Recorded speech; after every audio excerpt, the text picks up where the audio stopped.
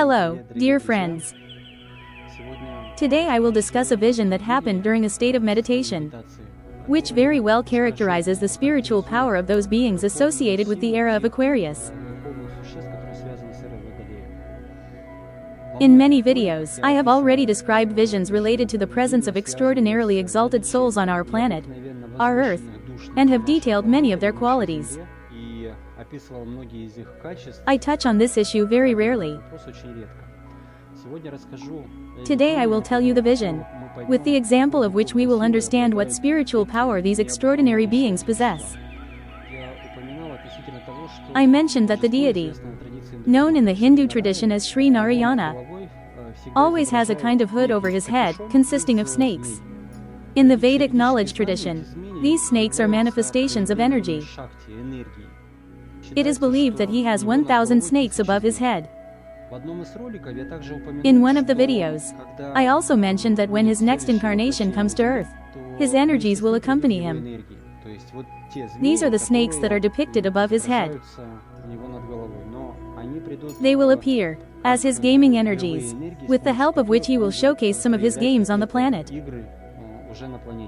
Probably, due to the fact that I touched on this topic in a certain video, I had a vision in which I saw one of these snakes.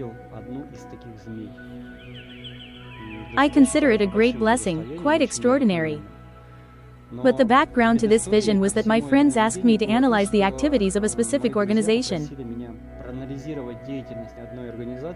Well, naturally, I stuck there for an hour and a half to 2. I watched video material and read some articles, trying to understand what's behind this tradition. In general, I want to say that my impressions were very mixed. In most cases, of course, it is enough for me to simply look with spiritual vision, but in order to grasp the energies, I have to study the material. It happens that it works right away. But sometimes I need to watch a film for a while, in order to get something hooked, because it is quite difficult to immediately form a vision about a particular organization. This occurs, but not very often. Having studied materials specifically related to this organization, while in a state of meditation and simultaneously reciting a mantra, I found myself in a populated area, neither a city, nor a village, well-groomed and beautiful, with some new houses there. At some point I realized that I was in the territory of this pseudo-spiritual organization. There were some people, and I was observing them moving in that territory. Being there, I realized that something is holding me and won't let go, and I can't leave. I had the feeling that I couldn't move at all. This was so puzzling and, at some point, frightening. Because, in the astral world, and I knew it perfectly, this was not a very good sign. This is a bad sign indeed. When this kind of sticking occurs, when you penetrate into such organizations, and it's hard to get out of there, most likely, there are impure energies. Most often they are associated with demonic beings, and from these demonic beings, the consequences are very hard to dismiss. Realizing this, I got scared. I thought, God, what is happening here? Again, I have gotten somewhere with my unreasonable interest. I was examining this pseudo-spiritual organization, observed the structure of their astral bodies, and it was clear that there was no spirituality present at all. All spiritual organizations talk about love, mercy, compassion, obedience and all that.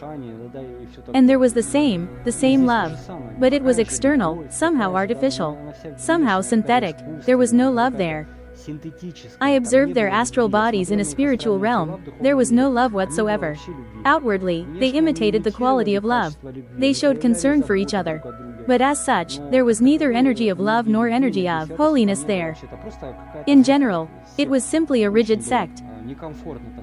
It was very uncomfortable to be there, and it felt as if I were in a state of constant dehydration, although there were no visible external signs that I was losing energy. I felt this state of weakness to be very real. I understood that I could no longer leave that place.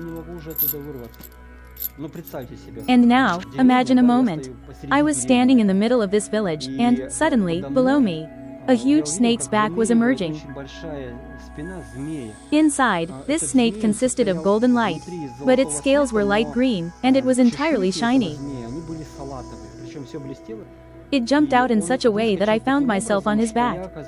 I grabbed onto it, and this creature, in a matter of seconds, completely ignoring any circumstances or dark energies, easily pulled me out of there. It was probably about a kilometer in length, maybe even more. The light that it was spreading out was so spiritual. And when I looked closer, I realized that this snake was a symbol of feminine energy. It was the energy that, at some point, pulled me out of this sect. I understood that this was one of those thousands of energies that are depicted above Narayana's head. There is a coil of snakes. They are all gathered there. I saw the strength of just one of them. The sect I'm describing was very powerful.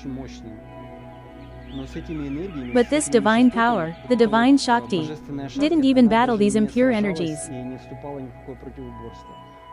She neglected them, because her spiritual power surpassed everything around. At the moment when I was sitting on the snake's back, I realized that the forces of Narayana and the forces of spiritual energy are so powerful that it shocked me then. I wanted to share this vision so that we could also realize together, with me, what a powerful energy and influence Shri Narayana and his spiritual manifestations and spiritual games have. See you again.